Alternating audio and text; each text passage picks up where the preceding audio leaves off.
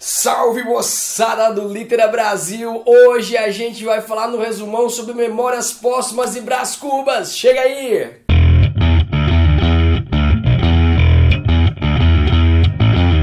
Vamos falar de Memórias Póstumas de Brás Cubas, então, do grande Machado de Assis. Fichinha técnica do livro, né? Ele é um romance, uma narrativa longa, pertence ao estilo de época do realismo, Machado, o maior autor do realismo no Brasil. O tempo é o século XIX, o espaço é o Rio de Janeiro e o narrador é, obviamente, o Brás Cubas, que narra as suas memórias depois de morto. Já temos aí uma novidade, né? O narrador já no título se diz não um autor defunto, ou seja, um escritor que morreu, mas um defunto autor, ou seja, alguém que morreu, tá na outra vida, não diz se é céu ou inferno, mas diz que tá muito chato, muito monótono, e ele vai escrever um livro para contar a sua vida, né? Esse é o narrador, o Brás Cubas. A primeira cena também já é bastante diferentona, porque ele fala assim, não vou narrar o meu nascimento, eu vou narrar por primeiro a minha morte, tá? E eu morri com 60 e poucos anos de idade, estava pesquisando um emplasto chamado Brás Cubas, que para todo mundo eu falava que era para curar os males da humanidade, mas para mim eu sabia que era para eu ficar famoso, para que depois que eu morresse todo mundo lembrasse do meu nome ao comprar o emplasto Brás Cubas. Entretanto, ele nessa pesquisa, já com a idade avançada, vai tomar um golpe de ar, pega uma pneumonia e morre, tá certo? E ele então vai descrever o final da vida dele, tá certo? Ele vai descrever o velório dele, o enterro dele, em que só foram 11 amigos. Olha só a moral do cara, né? Pouca amizade tinha o Brás Cubas. Aí ele também vai narrar o capítulo do delírio dele, né? O delírio de morte, que ele viaja por todos os tempos, né? Ele está delirando, está com uma febre, e ele narra esse delírio. Depois ele vai voltar para a infância, tá certo? Ele vai contar que foi de uma família burguesa e teve uma educação muito permissiva. Ele, desde criança, era um menino diabo. Ele montava em cima do seu escravinho, o Prudêncio, né? E batia na bunda do Prudêncio, falava, vai cavalo, vai cavalo. Outro dia teve uma janta lá na casa dele e o Brás Cubinhas vê um casal se beijando à escondida no jardim Anhanloló com o poeta Vilaça. Fica aí a ideia de que havia um caso adúltero ali. Ele sai correndo na sala e delata os dois. O Vilaça estava beijando a Neuzébia, e daí ele vai continuando as suas histórias. Ele se envolve com uma prostituta chamada Marcela, cara. Ele diz que Marcela amou a ele durante 15 meses e 11 contos de réis, ou seja, ele pagou uma grana de presentes e jantares e joias, e de repente, quando acabou a grana, acabou o amor, porque deu pai do Brás Cubas vai falar assim, seu vagabundo, vai estudar na Europa, para de gastar dinheiro com prostituta. Ele vai para a Europa, vai fazer o curso de Direito e também vai ser um aluno medíocre. Volta para o Brasil e ele vai se envolver com a Eugênia, a filha daquela mulher, da dona Eusébia, lá do poeta Vilaça, a menininha bonitinha e tal, e ele dá um beijo nela, o primeiro beijo da menina, só que ela era bonita, mais coxa. Ele pergunta, por que coxa ser bonita? Por que bonita ser coxa? Olha aí a questão do Brás Cubas sem sentimentos, né, cara? Profundos. Ele dá o beijo nessa menina e vai embora, porque um burguês não poderia casar-se com uma moça pobre e, além de tudo, coxa. Ele vai na cidade agora do Rio de Janeiro começar um namoro com Virgília. Virgília, filha de um político, o pai do Brás Cubas quer que Brás Cubas seja deputado, não sei o que. Ele vai, namora a Virgília, mas o namoro não pega fogo. E entra no meio da história o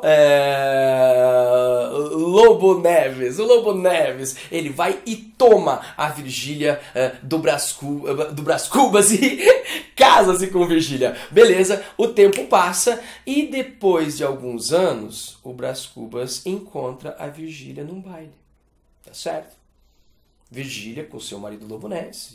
E Brás Cubas, já um homem feito, olha pra Virgília. Virgília também é uma mulher feita, muito mais bonita. Virgília olha pra ele também assim, né? E ele vai dançar uma valsa com ela. E nessa valsa, ele percebe que aquela mulher ainda era sua. Sim, meus amigos! O que vai acontecer? Brás Cubas vai se tornar amigo de Lobo Neves e amante de Virgília. Jantava com Lobo Neves à noite e lanchava a Virgília à tarde, idiota. E numa casa de uma mulher lá, Dona Plácida, eles se encontravam à tarde, às escondidas.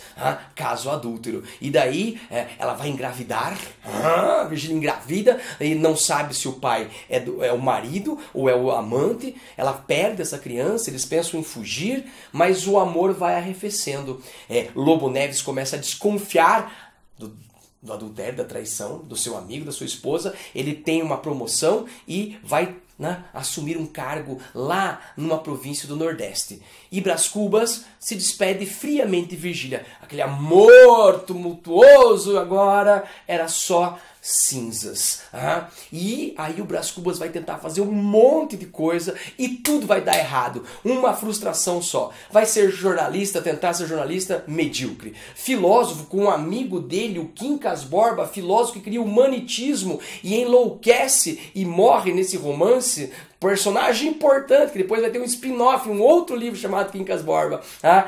Fazer filosofia com Quincas Borba é medíocre. Vai fazer política, vai ser um deputado medíocre. Vai fazer filantropia, medíocre. Aí vai tentar casar com uma outra moça, Nhanloló. A Nhanloló morre antes do casamento.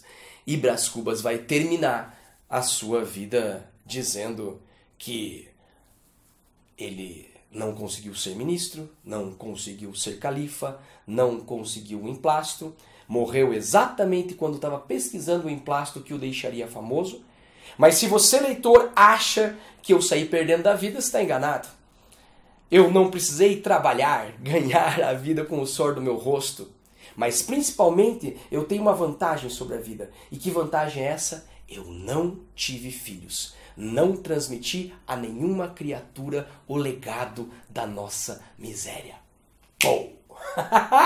Durma com um barulho desse, velho. Essa é a minha contribuição para a humanidade. Eu não tive filhos. Eu não ajudei a procriar a espécie humana. Não fiz um Brás Cubinhas para ser palha, podre, sei lá, hipócrita, vazio como eu. Uou! Esse é o romance que abre o realismo no Brasil. Então vamos às características de Memórias Póstumas de Brás Cubas. É o primeiro romance realista do Brasil, publicado em 1881. E quais são as características? O Machado de Assis é o mestre da objetividade, da frase curta, do capítulo curto. Tem capítulos de Memórias Póstumas que tem só metade de uma página, 2, 3 capítulos às vezes numa página inteira. Mestre da frase curta, do capítulo curto. Outra coisa importante em Machado de Assis é a questão da metalinguagem, a conversa com o leitor. O narrador, o defunto autor Brás Cubas está falando que está escrevendo um livro. Isso aqui é um livro, estou escrevendo um livro. Metalinguagem, tematizar a escrita dentro da própria escrita. Outra coisa importante em Machado de Assis é o ceticismo e o pessimismo. Machado de Assis duvida do ser humano. Inclusive, a dedicatória de Memórias Póstumas é pro verme. Ele fala: dedico ao verme que primeiro roeu as frias carnes do meu cadáver, dedico as minhas memórias com saudosa lembrança. dedicatória ao verme, duvidar do ser humano, ceticismo e pessimismo. Mas ao mesmo tempo ele tem a ironia e o humor que contrabalançam a obra, que não deixam a obra pesada. Então, de um lado, ceticismo e pessimismo em relação à humanidade, de outro lado, uma visão irônica e humorada também desses mesmos flagelos, dessa mesma hipocrisia social. Falando em hipocrisia social, tema fulcral, central de Machado de Assis é a sondagem psicológica. Machado de Assis não quer contar uma historinha apenas, né? Narrar um enredo. Ele quer sondar a mente humana. Desvendar quem somos, a hipocrisia, as máscaras sociais. Às vezes o que eu digo é o oposto do que eu penso.